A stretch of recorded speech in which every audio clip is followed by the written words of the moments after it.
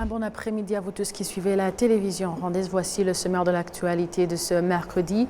D'abord, l'université Yonsei en Corée du Sud a décerné au président de la République, Paul Kagame, un doctorat honoris causa en politique publique et gestion, public policy and management. Au sommaire également, les analystes et personnalités expérimentées dans la géopolitique mondiale apprécient le travail des historiens, universitaires et journalistes dignes de ce nom qui viennent de rendre public un texte qui dénonce la falsification intentionnelle de l'histoire du Rwanda.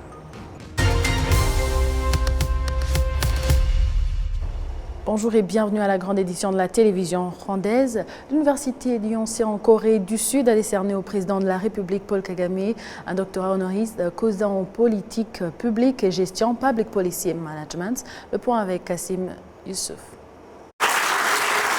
Cette cérémonie pour l'attribution du doctorat honoris causa au président de la République, Paul Kagame, a été rehaussée par la présence de différentes hautes personnalités, dont Ban Ki-moon, ancien secrétaire général de l'Organisation des Nations Unies, que le président Kagame qualifie de grand ami.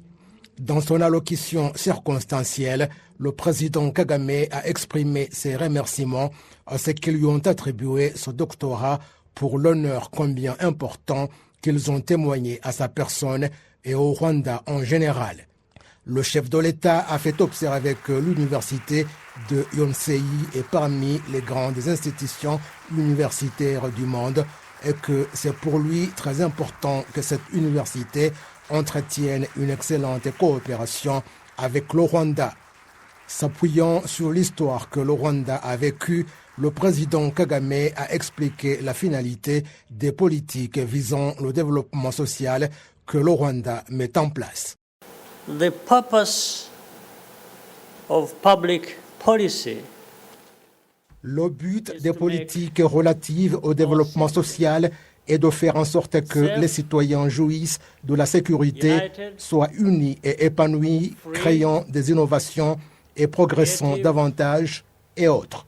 Comme à la même période, il y a 30 ans, le Rwanda était confronté au génocide qui a emporté la vie de plus d'1 million de personnes.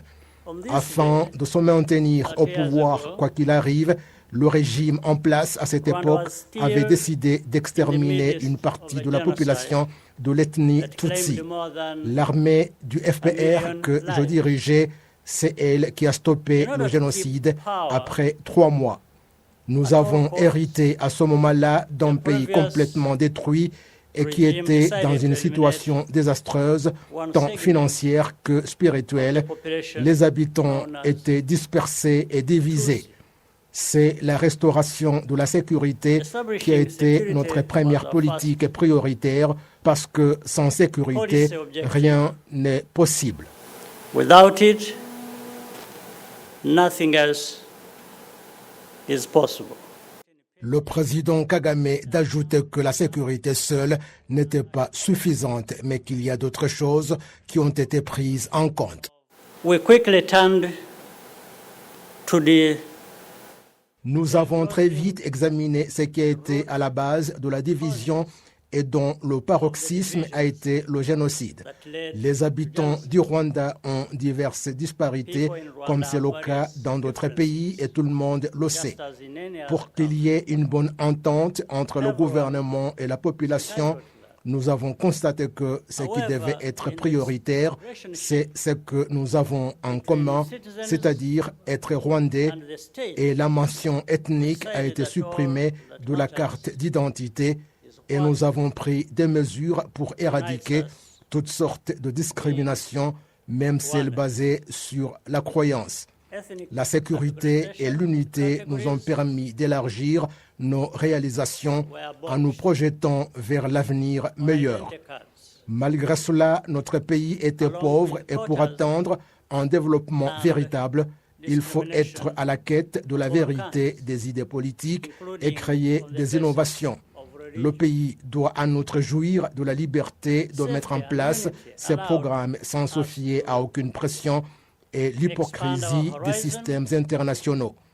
Nous nous sommes en outre engagés à voir la vérité qu'on trouve dans notre histoire et ne pas oublier ces moments-là pénibles que nous avons vécus. Le président de la République est en outre revenu sur la résilience des Rwandais, notamment lorsqu'il s'est agi de rendre justice en s'appuyant sur les juridictions populaires Gacaca. Le chef de l'État a souligné également le rôle que jouent les nouvelles technologies dans le développement du Rwanda. Le président Kagame a exhorté les participants à cette cérémonie à jouer un rôle dans l'éradication de l'inégalité qu'on observe dans la communauté internationale. Through research, Cela pourrait se faire par l'intermédiaire des recherches, des découvertes en matière scientifique et en apportant du soutien aux jeunes pour qu'ils puissent être intelligents et acquérir des connaissances. Je suis convaincu que la coopération entre le Rwanda et l'université de Yonsei sera productive dans les années à venir et chaque membre de cette université est le bienvenu dans notre pays. L'université Yonsei est l'une des institutions universitaires libres sud-coréennes. Elle a été fondée en 1885 et se place parmi les 3 grandes universités de ce pays et dispose de 78 centres de recherche. C'est pour la 4e fois que le président de la République, Paul Kagame, visite la Corée du Sud, où il se trouve actuellement dans le cadre du sommet Corée du Sud-Afrique qui se déroule sous le thème « L'avenir que nous construisons ensemble, croissance partagée, durabilité et solidarité ». Les analystes et personnalités expérimentées dans la géopolitique mondiale apprécient le travail des historiens, des universitaires et journalistes dignes de ce nom qui viennent de rendre public un texte qui dénonce la falsification intentionnelle de l'histoire du Rwanda. Jean Damascène Manichim nous fait le point. Le texte est co-signé par une trentaine de personnalités de renom, les historiens universitaires, les chercheurs, les journalistes et défenseurs de la mémoire du génocide contre les Tutsis dénoncent un travail biaisé et non sourcé d'un consortium de 50 journalistes qui ne vise qu'à ternir l'image du Rwanda. Ils estiment que le dossier sur le Rwanda publié par le collectif des médias Forbidden Stories est l'archétype de ce qu'il ne faut pas faire. Pour l'écrivain Daniel Rescornet, le travail battu par cette équipe pilotée par le professeur Vincent Declercq est d'une importance particulière. Je suis très heureux que des universitaires reconnus, eux, par leurs travaux, justement, qui ne font pas discussion, Vincent Declercq, Audouin Rousseau, enfin beaucoup d'historiens dont les travaux sont particulièrement reconnus, prennent la parole, le font de façon détaillée. Ce n'est pas seulement une pétition de principe, c'est-à-dire qu'ils reprennent un à un les élucubrations journalistiques. Donc c'est une pleine satisfaction, il fallait que ce soit fait. Et je suis bien en phase avec le travail qui vient d'être fait par ces 30 personnalités, bien sûr.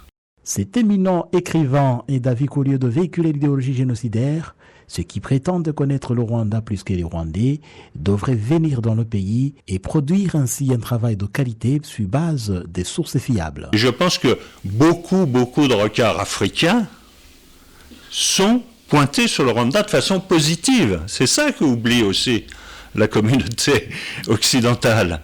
C'est que les Africains voient le Rwanda comme quelque chose de très positif. Et c'est peut-être cela qui perturbe beaucoup les acteurs. C'est que le Rwanda, encore une fois, ce n'est pas un modèle, mais c'est un exemple. Il n'y a pas de pays qui soit aussi paisible que le Rwanda, y compris à la veille d'une élection présidentielle. En Afrique, ça n'existe pas. Donc, tout cela fait réfléchir la communauté africaine, et je pense qu'elle doit faire réfléchir la communauté internationale. Si vous avez des problèmes avec le Rwanda, venez au Rwanda et documentez sérieusement ce qui s'est passé et ce qui se passe au Rwanda. Dans le fond, c'est la meilleure réponse. Ces journalistes, venez et faites alors vraiment un travail professionnel, sourcé, qui permette de comprendre.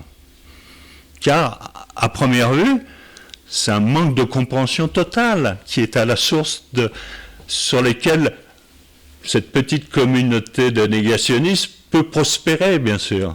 Le Rwanda n'a pas que des aspects merveilleux, il y a tout un tas de problèmes qu'il faut encore résoudre.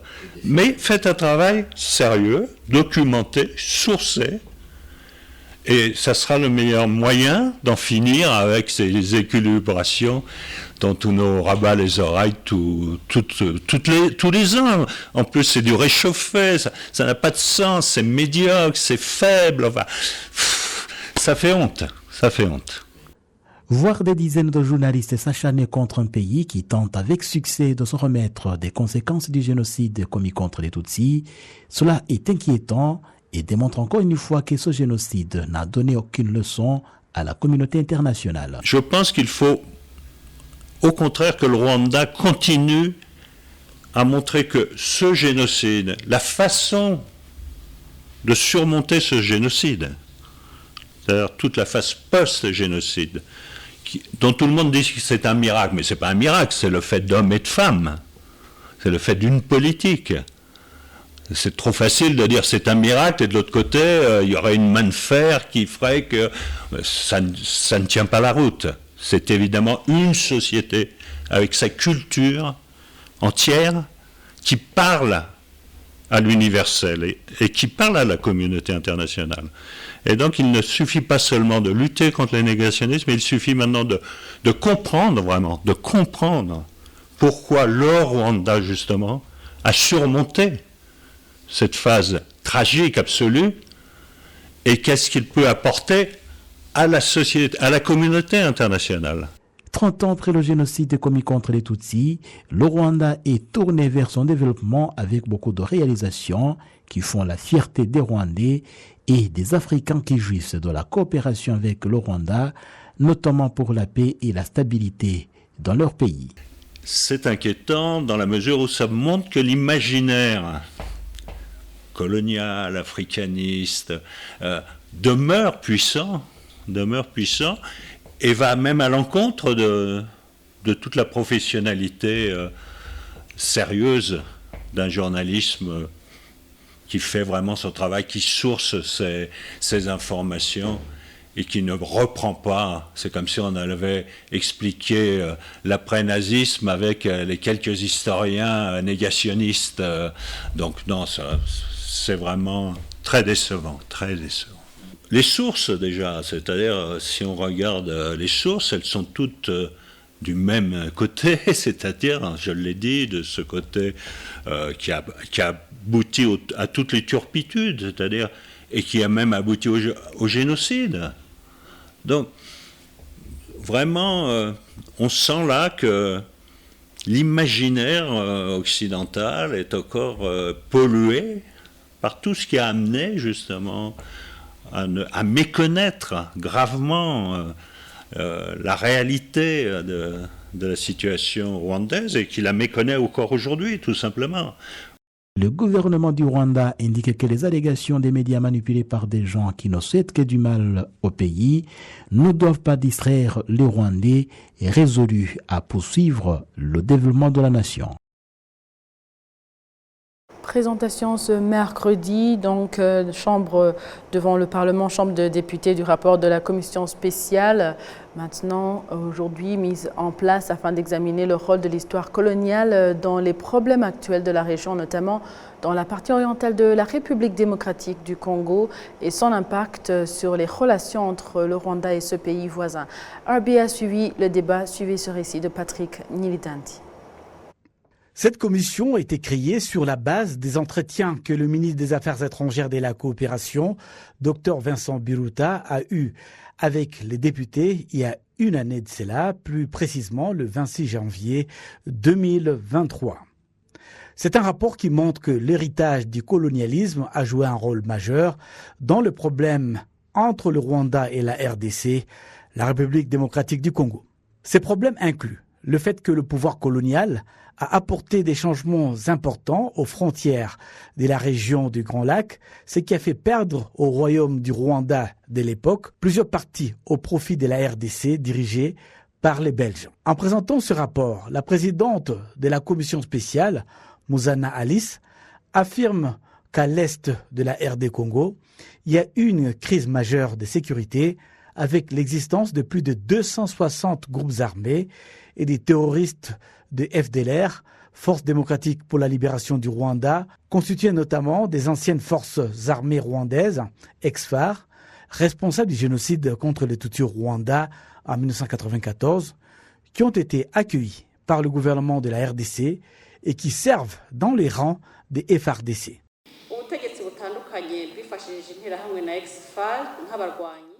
Les différents régimes se sont servis des FDLR et des miliciens affiliés à partir de l'ex-président Mobutu et ses différents successeurs. Le fait que les différents pouvoirs qui se sont succédés à la tête de ce pays n'ont rien fait pour mettre hors d'état de nuire ces forces démontre à suffisance l'apport de ces groupes dans leur maintien au pouvoir et comme soutien économique et politique dans leurs différentes actions. Malgré les différentes opérations de désarmement, des cantonnements et des rapatriements de ces forces, ces dernières sont toujours présentes sur le sol congolais, répandant ainsi la terreur, massacrant les Tutsis congolais et créant des incursions meurtrières au Rwanda. Les FDLR ont diffusé un message de haine contre les Tutsis en RDC et ont été accueillis les bras ouverts par les autorités de ce pays, aussi bien du pouvoir que de l'opposition, mais aussi les responsables militaires, de la société civile, mais également les différents groupes locaux. Ces rapports concluent en prenant des décisions concernant les parlements et le gouvernement du Rwanda, selon lesquels les différentes institutions au niveau de l'Afrique et des Nations Unies devaient être informées de leur rôle dans la recherche d'une solution à tous ces problèmes.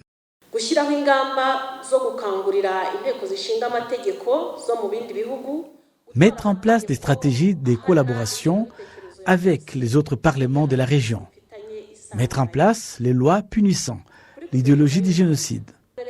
En ce qui concerne le gouvernement du Rwanda, faire une demande auprès du Conseil de sécurité de l'ONU afin que ce dernier enjoigne les autorités congolaises à assurer la sécurité de ces populations affectées par la guerre, en particulier ceux qui sont victimes de la violence et qui sont menacés, mais aussi éradiquer définitivement toutes les forces génocidaires d'origine rwandaise. Résoudre définitivement le problème des réfugiés congolais pour un retour chez eux, certains ayant déjà passé près de 30 ans au Rwanda. Demander à la Belgique, à la France, aux États-Unis d'Amérique, mais aussi aux Nations Unies, de chercher des solutions durables et définitives aux différents problèmes de la région, en stoppant par tous les moyens les différents soutiens accordés aux forces génocidaires.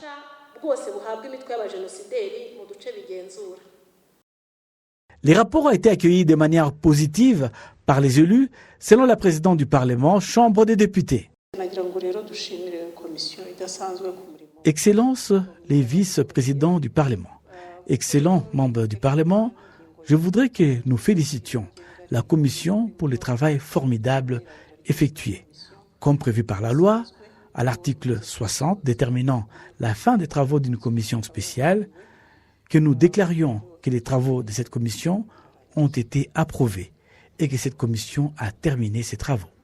Les députés ont souligné que le problème entre le Rwanda et la RDC sont récurrents et qu'il est donc nécessaire de prendre des mesures concrètes pour les résoudre de manière durable.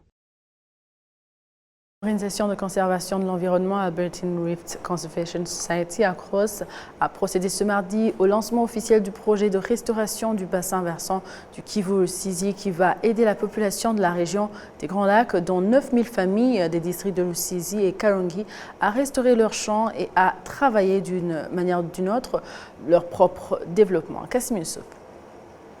Le ministère de l'Environnement au Rwanda indique que ce projet va épauler d'autres programmes en cours, particulièrement dans les régions où la préservation de l'environnement est difficile à mettre en place.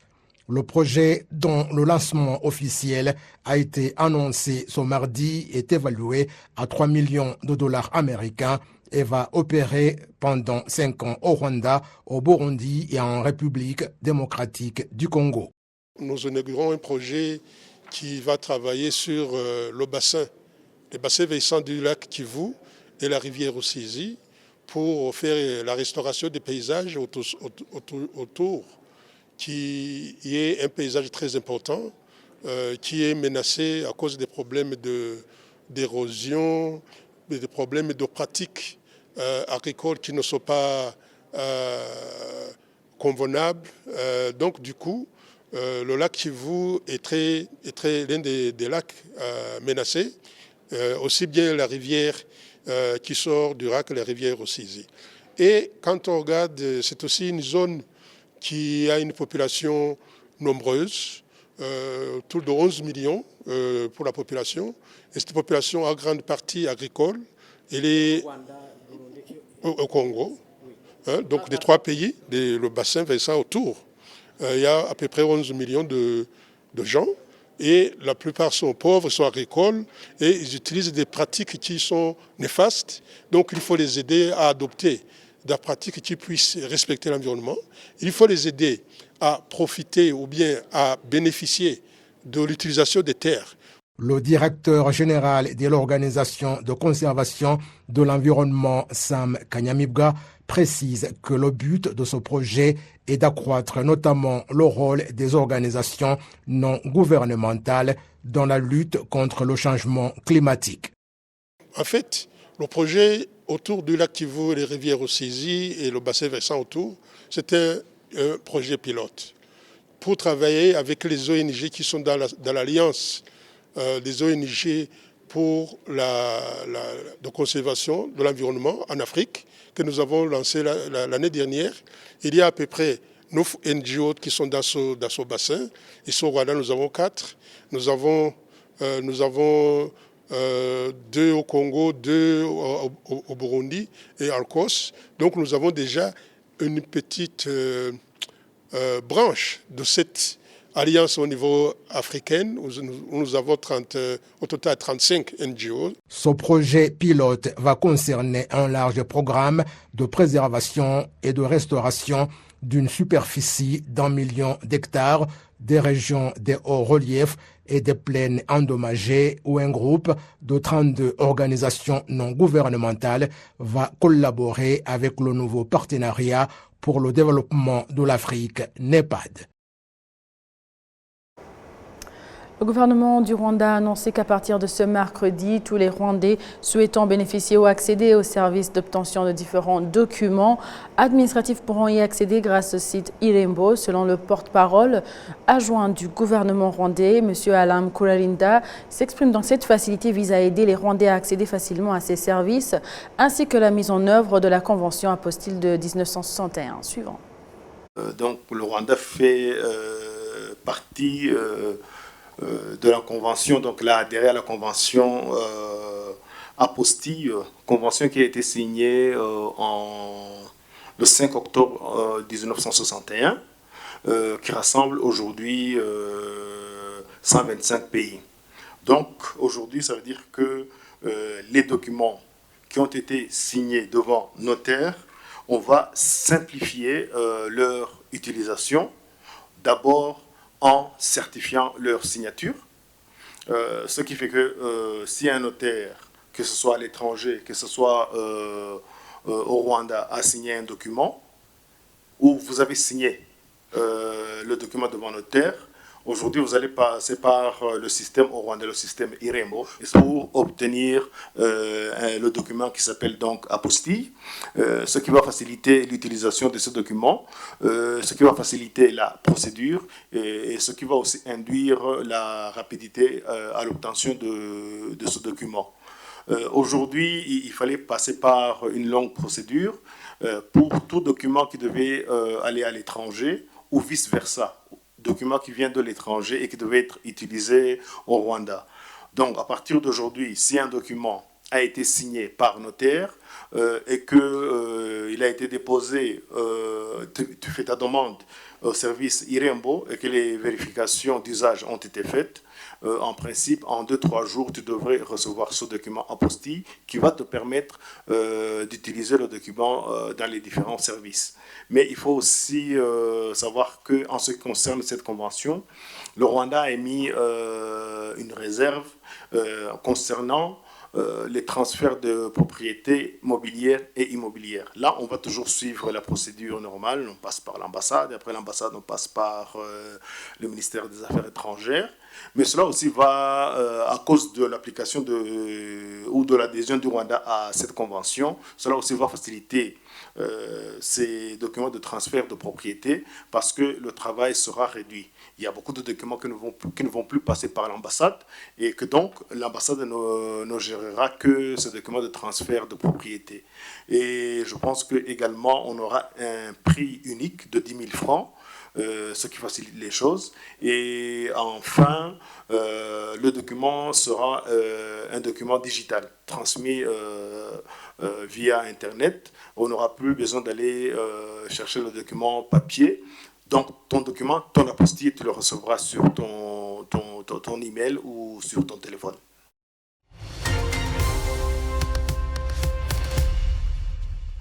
Merci à vous tous qui étiez au rendez-vous d'actualité d'aujourd'hui avec toute l'équipe qui a réalisé la grande édition. Je souhaite passer une excellente suite du programme de la télévision rwandaise. C'était avec Amandine Dikomasabo. À la prochaine et d'ici là, portez-vous bien.